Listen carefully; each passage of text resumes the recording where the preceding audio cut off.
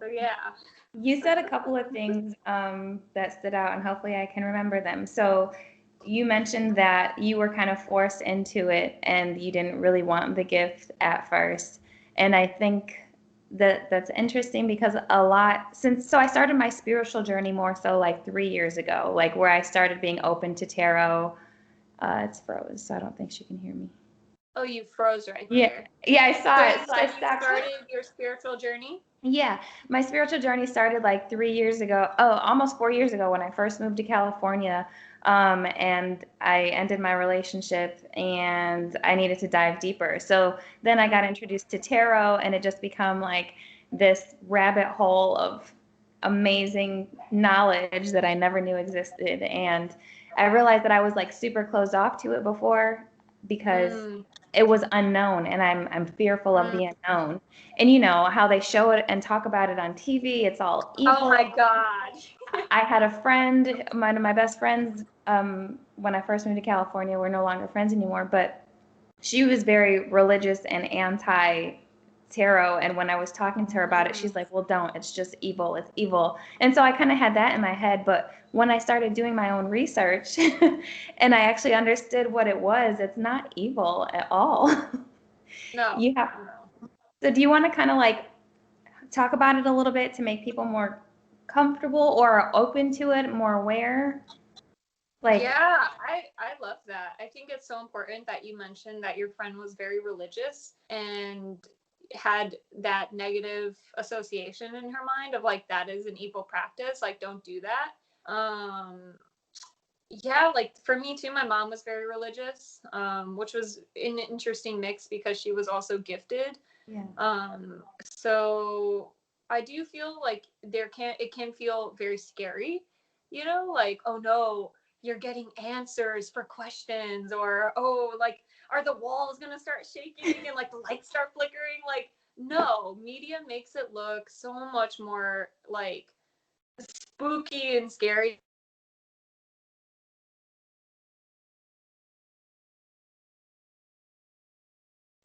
Tarot's just using your own energy, like it's like a mirror, you're using your guides and your angels and anyone who might be around you. And that's another thing too, right? Like, speaking of not making it as scary, like, I would consider myself more like I'm kind of like a middle of the road practitioner. Like, I do and am very familiar with darkness, and I've worked with clearing and cleansing, and I've also worked in the light.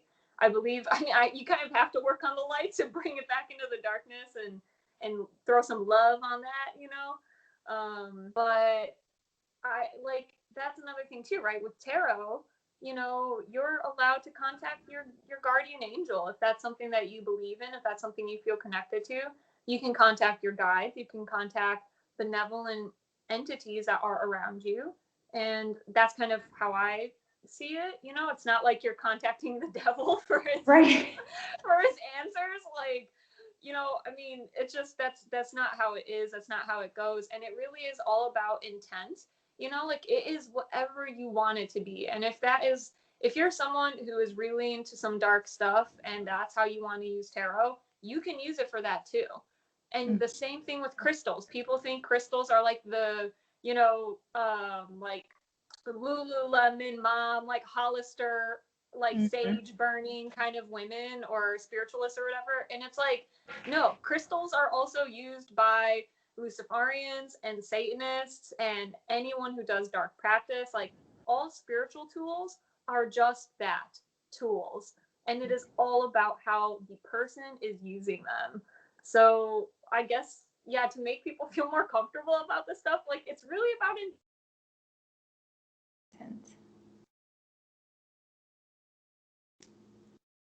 things that you can do to help remove obstacles.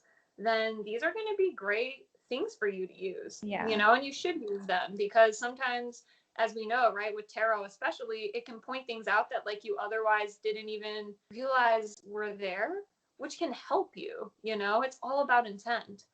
Yeah. So That's so true because I know like I didn't understand really what tarot was at first, but it's more so coming from like the ignorant perspective, meaning you just don't really know anything about it, it's not about trying to see your future. That's not what it's supposed to be for. I Right. don't believe that's Right. not what the intent is for. And if you're using it for that, especially like obsessively, sure, you may get like addicted to it and whatever and have a little more shadow work to do. But if you're Just like using it, anything.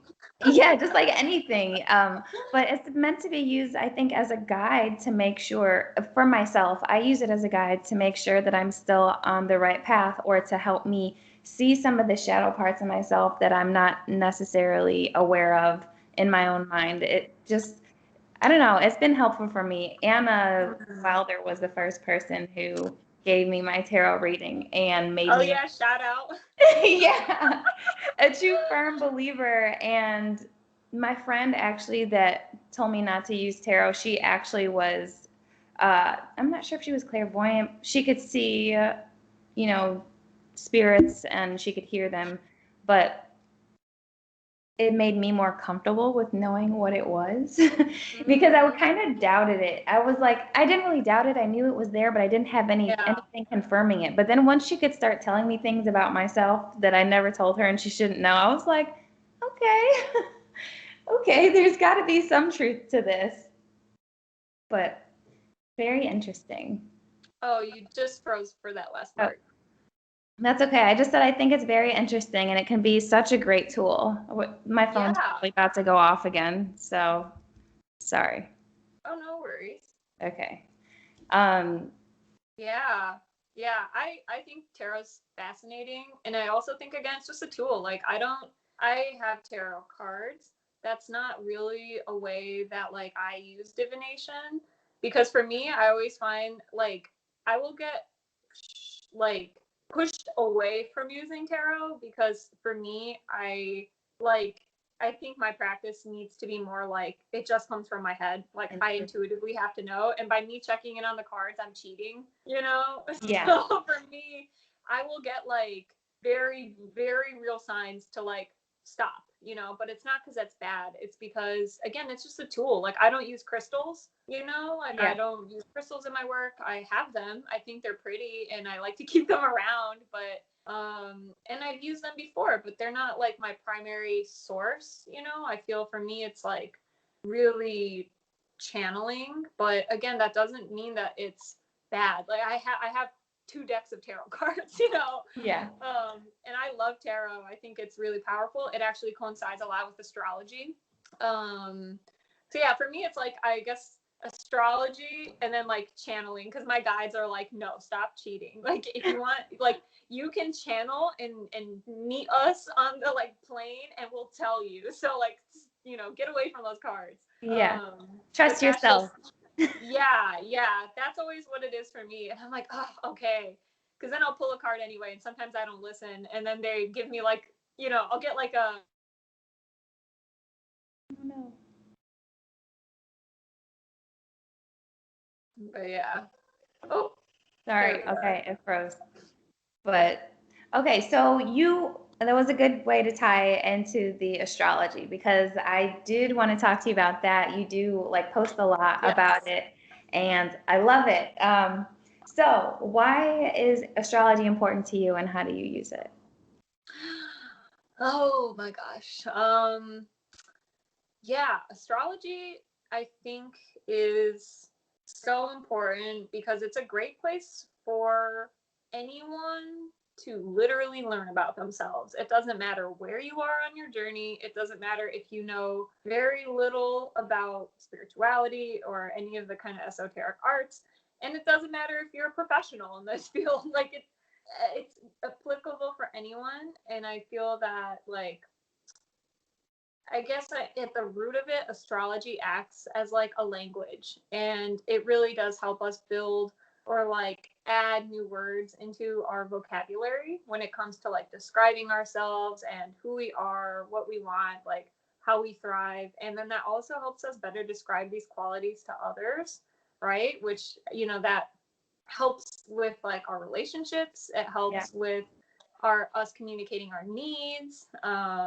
And yeah, like I mean essentially astrology is a roadmap of the ego. So it's helpful for us to kind of know like the productive and unproductive areas of our egos. Like, what are we attached to? What are we predisposed to? Are we someone who's, you know, a little more predisposed to nervousness and anxiety? About what? You know, is it about health? Is it about relationships? Is it about your career?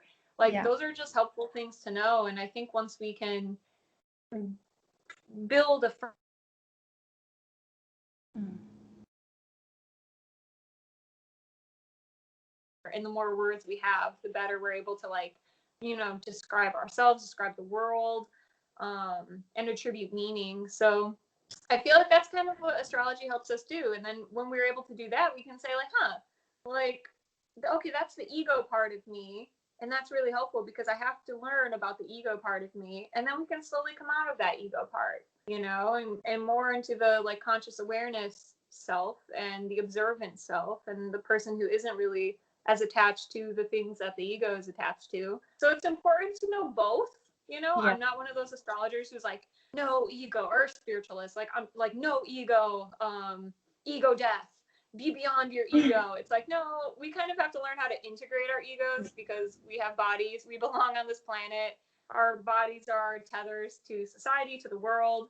In Buddhism, we would be considered laymen, and laymen have to have jobs, they have to pay bills, you have to have a hobby, you have to have relationships. Yeah. You don't get to just spend all your time in the temple meditating. Like, you have to participate in the curriculum that is life. So I feel astrology kind of helps us hone in on who we are, who's that ego self, so then we can kind of, you know, build awareness around that, step into the conscious awareness self, and then slowly begin to like integrate those two parts of ourselves. Yeah. So So, how does the birth chart tie into that? Like, how would someone who's just beginning astrology, like, get into their birth chart, and what would be the first couple things they should, like, look at? Okay, I love that question. So I would say the birth chart is so important because the birth chart is your own personal snapshot. It is your roadmap of.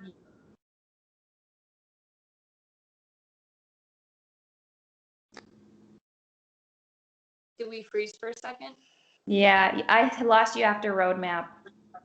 Oh, okay. Okay. What was I saying? Oh yeah, so like your birth chart is literally like your roadmap of your ego. And at the center of that birth chart, we have the sun. And the sun literally represents the light of the soul and the ego. And just like learning about even just like starting with like your sun, which is just the center of your birth chart, and then the moon, which is the other like light body, and then your ascendant, which are like the big three, is just like a great place to start, you know, with just learning more about like what makes you you. And like literally those three I would feel describe the ego the most: the sun, the conscious ego; the moon, the unconscious ego; and the rising, sort of like our life's direction and where we're steered, what we want to be known for. So yeah, I would say the birth chart is so important. It ties into that because it literally is like your personal roadmap for knowing and learning about yourself. And then a great place to start with that would just be like those big three, like learning about your sun, learning about your moon, learning about your rising, which by the way leads me to ask, what are your big three? Do you know yours? I am a Libra sun, Virgo rising, Sagittarius moon. Oh my God, you gave me such Virgo vibes. Yes, I knew it. I was like, she has to have some Virgo up in there. Oh, I Yes, love it. I'm a, Oh, I'm a I'm a fiery Libra. I'm a fiery air sign. So like my Venus is Libra, but like I think so I always get confused with North Node and South Node. I'm Aries and Mm-hmm. Libra. I think South Node is Aries and Libra is North Node. I'm just a fiery Mm. air sign. I've had to learn how to Yeah. channel more of my fire and earth sign. I was definitely a non-confrontational Libra. Oh, there we are. Oh, there. Oh, what'd you say? We froze for I a said I second. had to learn how to channel my fire and earth qualities because I was definitely a non-confrontational Libra. Yeah. Yeah. I Life. mean, I'm a Libra rising, so same. Very passive person, but I have that fire moon, so like learning the balance. What was your Yeah, moon sign again? What did you say? Sagittarius. Sagittarius. Sagittarius. Oh my God. I wonder maybe that's why you felt like we had such synchronistic Yeah. vibes. I'm a Libra rising, and I'm a Sagittarius moon, and then I'm a Pisces sun. So Oh, nice, nice, nice. I don't yeah, have much water in my chart, similarities. except for my Mercury. I think that's in Scorpio. Oh, I love that. Mercury and Scorpio is one of my favorites. Just talking about all the things that society would otherwise not want to talk about, like what we're doing now. Hence my podcast. Yeah, literally your podcast, like talking about See, the deep stuff, talking for about like, you know, anything and everything.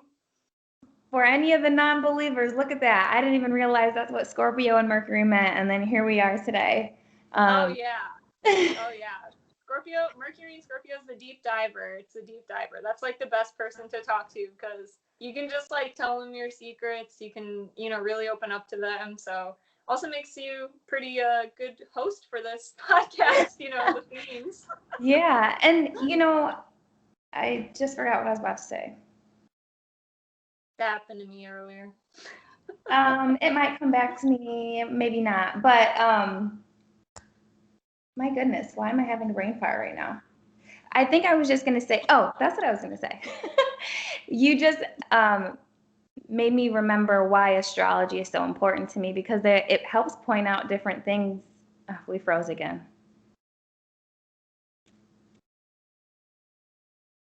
Oh, Okay, we here we are. froze. We're back. There we Yeah, go. astrology helped point out why astrology is so important because it helped me realize things about myself. Like it made me make sense to me. I've always kind of like not really understood why I am the way I am, and I enjoy trying to understand that. And so Mm-hmm. astrology makes that so much easier and fluid. Yeah, I love that. I feel astrology is just a reminder that like you are perfect the way you are, and like the universe or God or source, whatever word you want to use, made you perfect. And now you just can share that wonderfulness with the world. And you know, like that's what astrology says. Like, yes, this is just who you are. Yeah. It's awesome. So, what about the houses? You don't have to go into detail about every single house, but like in general, what do the houses represent? I was just about to ask you, and my next question to you is going to be, but do you know the like houses? Because you I said have like you were them. such a fiery. Yeah, I have them written down. I don't have them handy to give you right now, but I don't know them off the top of my head. No. That's okay. That's okay. We're gonna have to go over that at a later point because Yeah, I'm we just curious. will. Yeah, so the houses are really important. So when we're doing a birth chart, you have your birth date, right? And then you have your birth time. So the birth day describes the wheel of the houses, or I mean, the wheel of the planets, and the position of the planets. And then the birth time describes the wheel of the houses. Okay. So the wheel of the houses tells you where your planets fall into, and the houses represent the areas of life. So there are a bunch of different house systems. Like I primarily Oh, damn. for thousands of years. Oh, You said you primarily use what? so in my readings, I primarily use whole sign, the whole Okay. sign house system. It's the oldest house system. The more modern house system that some people use is Placidus. That was like created, I think, in the 60s or 70s, like when astrology kind of became popular again. But I found that it's not as accurate.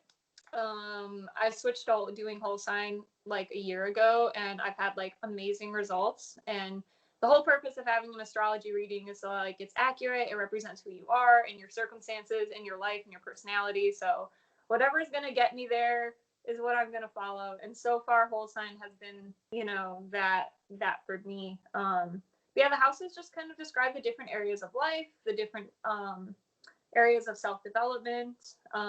There's 12 houses, so literally the first house of identity and the self and the body and your physical appearance, and you know, all about who you are, to all the way to the 12th house, right, to like ultimate reality, your soul, your deep unconscious, like, and everything in between, right, your Yeah. family, your job, your romances, all that. So Houses are fun. They're my favorite.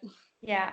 So, okay, I do know that my 12th house is empty. So, what does it mean like if a house is completely filled with a bunch of planets or versus empty or maybe just like one random planet? Yeah, so empty houses are nothing to be worried about. They traditionally mean that, for you, let's like use you as an example. You said your 12th house is empty. It means that like that's just sort of an area of life that, maybe comes a little more natural to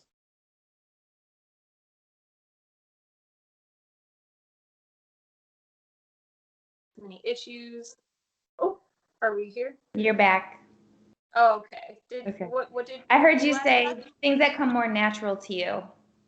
Yeah, yeah. So the 12th house, in this case, would be like it's not something you see as intimidating. You mentioned like you were a little skeptical of maybe, more spiritual stuff, but when you have a lot of planets in a certain house, it means that there might be a lot of contradictions, a lot of energy in that area, a lot of focus.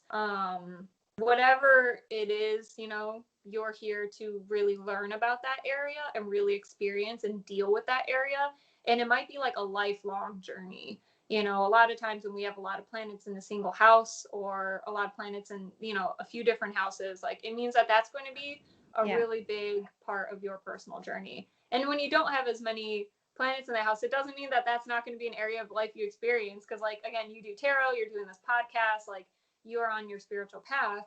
It just means that, maybe it comes a little more natural for you, or maybe it's hasn't exactly been like a lifelong journey. Maybe it's yeah, it's something some astrologers believe that like you've come into this life with a lot of knowledge about, so you Yeah. don't really need a lot of that, stimulation in that area, so you're already familiar.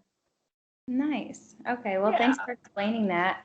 What Hmm. about like transits? I know we're affected by the transits of the planets, but I don't really know much about it, and maybe our audience doesn't. So do you want to give like, if you can, just a little bit of info? Yeah, so transits are basically what is going on in the sky, right, at any given moment. And there are going to be transits that are more especially if you have those transits in your birth chart.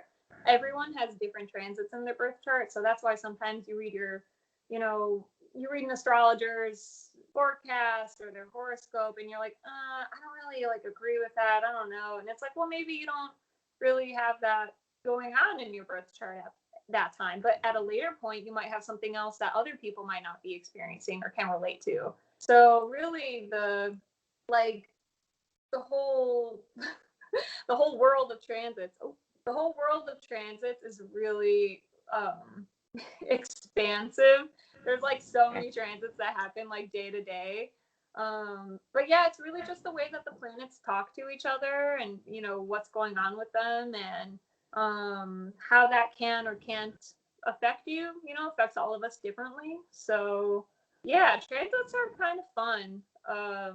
I like focus less on transits just because it like kind of steals me away from the present moment, and Okay. I really try to be focused on just like now and like not as future oriented. So maybe other astrologers might be different, and they might be very focused on like what's going on and what the future holds. Like I'm not. I really like to use astrology for personal development and like relational skills and self betterment, and but yeah, transits are basically just a way to like know what's going on in the Okay. future and presently.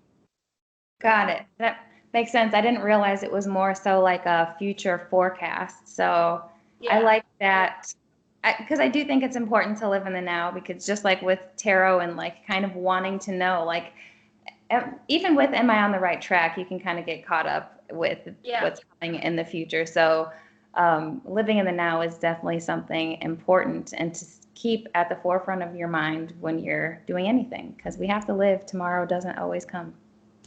So we froze. Oh, we back. Here we are. We're back. I got Okay. you. And one more thing that you touched on before, like we wrap it up, is you mentioned staying grounded and balanced, like when you first started entering spiritual space and your gifts. How do you stay balanced, and how does the chakra system play into that? Oh yeah, let's talk about chakras a little bit. So yeah, I mean, I think that a lot of people don't realize that spiritual work has to come through the body and has to be a very bodily practice. I think when we think of spiritual work and divination and shamanism, we're thinking of like alternate planes and seeing crazy visions, and it's all heady, but it's not, a lot of that. I mean, it is, but it's not just that. And a lot of that needs to be filtered through the body. And so one of the ways that I not only stay grounded, but like really hone in on my spiritual practice is by like giving back to the body and creating like homeostasis within my physical and emotional body. So that looks like exercising, that looks like eating very well, drinking enough water.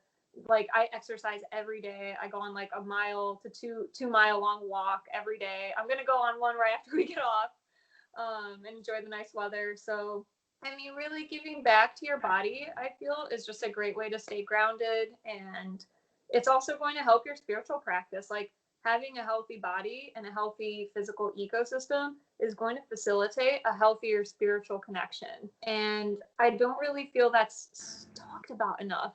The importance of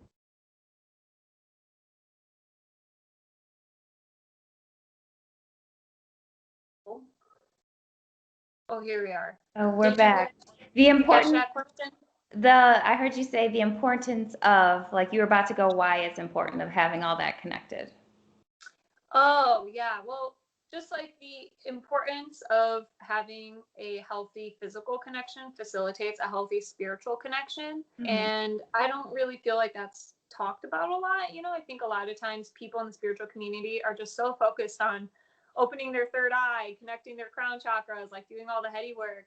And it really, you're doing your body and like again like all the other wonderful parts that make your body a disservice when you're not really focusing on them. Staying grounded, being empowered through your solar plexus, feeling confident in yourself, feeling confident in your abilities. Again, sacral, right? Like I'm a creative being. Like I am not like, the sacral relates a lot to like giving your energy freely.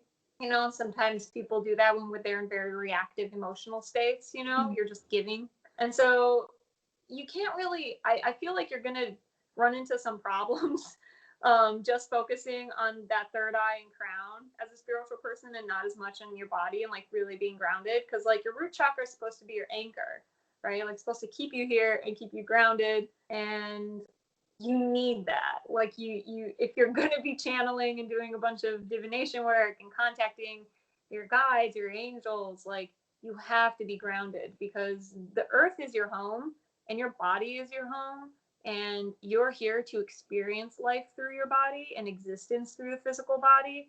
And as much as that can suck sometimes and as much as that comes with responsibilities, it's important. And that is also a really big part of having a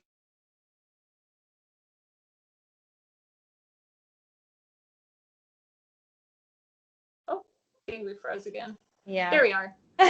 We're back.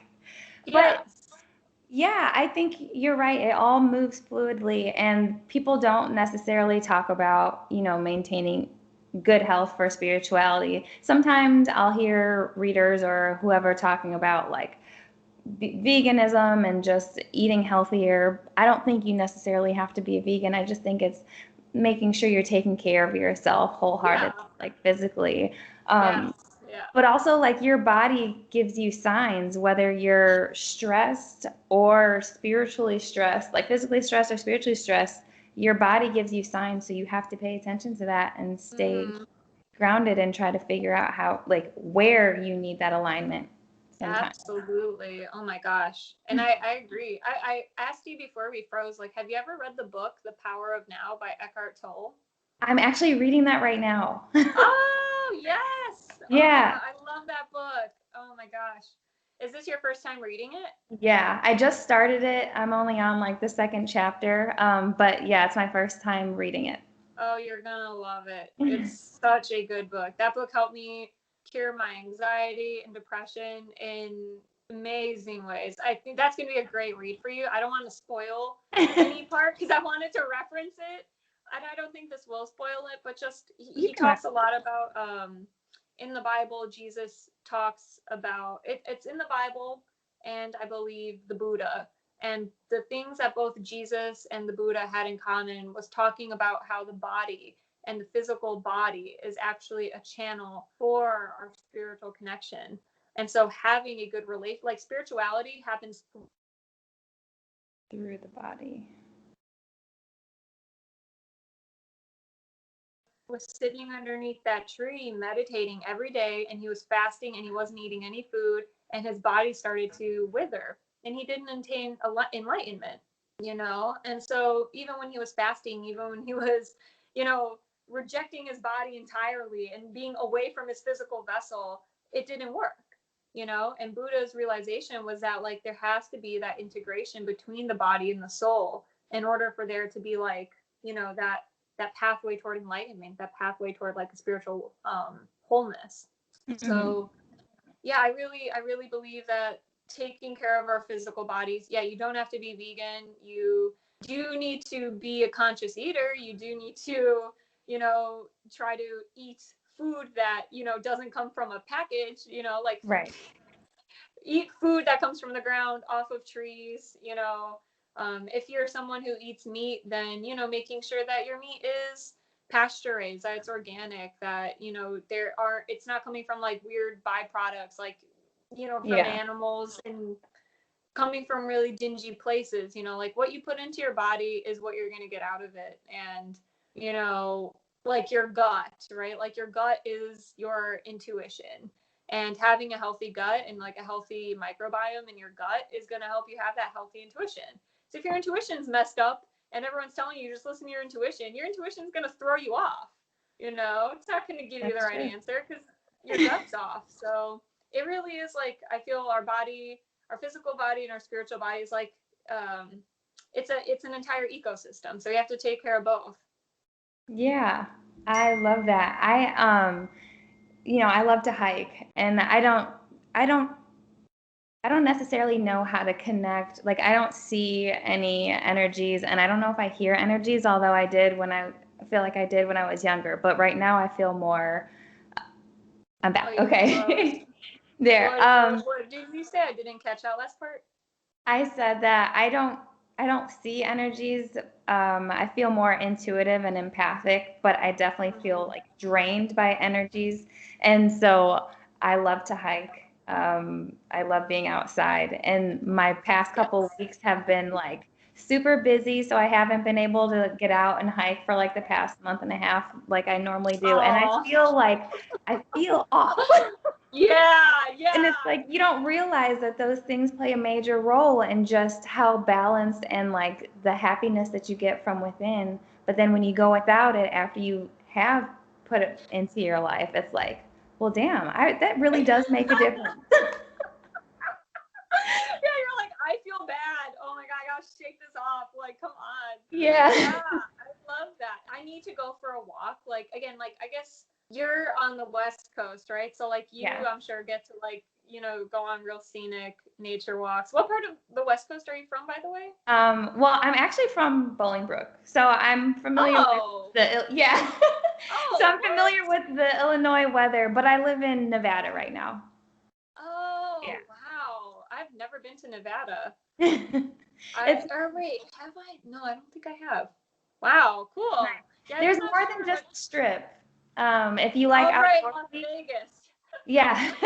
Yeah, there's more than just a strip. So if you're into outdoorsy things, there are beautiful hikes. I've got my dogs that I like to go out with, and Red Rock is here. So I think if you ever come, Red Rock should be at the top of your list. It's really beautiful. Oh, yeah. I feel like the desert is such a spiritual place. I've never. It definitely calls to me. Definitely calls to me. That's so cool. I didn't realize. I thought for a second, because, you know, when we scheduled the, you know, our talk today, I thought, you know, you said you were 2 hours behind. So I was like, oh, she's probably in California. I don't know why I think anyone from the East Coast is on Cali. I moved from California in last summer. So, right, you were right. Nice. Okay. All right. Yeah, Where but were you in California? Were you I was like? I was in Oakland. I was Oh, cool. yeah. Okay, I've been to Oakland. I've been to San Francisco, like that area. Yeah, Yeah. that's a little more like I'm familiar. Yeah. Oakland's really nice Cool. because there's a pretty big spiritual space there. And I have a lot of love for California because that's where I found my spirituality and started like opening Mm, up to all the signs and stuff. So, that's, yeah, yeah. that's so beautiful. Cool. Thank Sorry, you. I just had to. I just wanted to know. That's okay. But I wanted to say that I really enjoyed having you on here today. It's been such a pleasure talking to you. So, thank you so much. And Yeah. if you have any parting words or thoughts, feel free to share. And then, of course, let everybody know, like, your services and where to find you if they want to book a natal chart reading with you or anything, intuitive read, Oh yeah, your thank book. you. Well, just thank you first and foremost. Thank you so much for like just having me on today and for I mean, honestly, even just like taking an interest in my work and just who I am. I really appreciate it. It really means a lot. And you're so kind. Like I love your energy. You're so Thank sweet. you. Oh my god, you gave me such Virgo vibes. I'm so like I love that you say you're Virgo rising, and then also the Libra. I feel like I can just really see that from like your energy Oh, dang. wants to. I said thank you so much for holding space for me to share with you today. You're so welcome. And yeah, if anyone wants to find me, I'm on Instagram at astrolytical, like analytical, astrolytical. So at astrolytical on Instagram, and I offer a bunch of different natal chart readings and services. I have a deal right now kind of going on to help people financially with like the pandemic because I know things are hard. So I've like radically lowered my prices to make the readings more accessible to people. So right now I'm doing like 60 minutes for $60, and then I offer a way shorter version for anyone who needs like some quick insight but like can't afford to do a whole reading. So 30 for 30 to like $30 for 30 minutes. So yeah, you can just hit me up on Instagram. I like book all my readings on there, and my book is The Kill Manual on Amazon. You can purchase on Prime, so that's like the best way to do it. It's like 2-day shipping, so that's pretty cool. Awesome. And yeah, that's all I got. So thank you so much for allowing me to be here today. I really appreciate you and your energy and the podcast. Yes, thanks. I'm so glad that we're both on similar paths, meaning we're here to help heal by sharing our experiences. So it's been a pleasure, and I hope you enjoy your walk.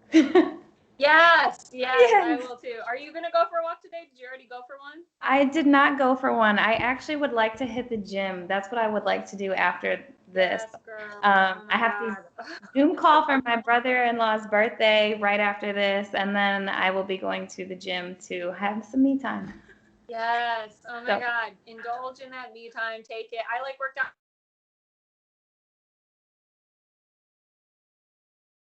no. Oh, okay, you're back. Oh, there you are. There you Yeah. are. Well, yeah, I hope you enjoy, get some of that workout in, and yeah, I mean, we'll be in touch. Yes, we will. All right, Wolfpack, thank you so much for joining us on this episode. Check us back out next week. Okay.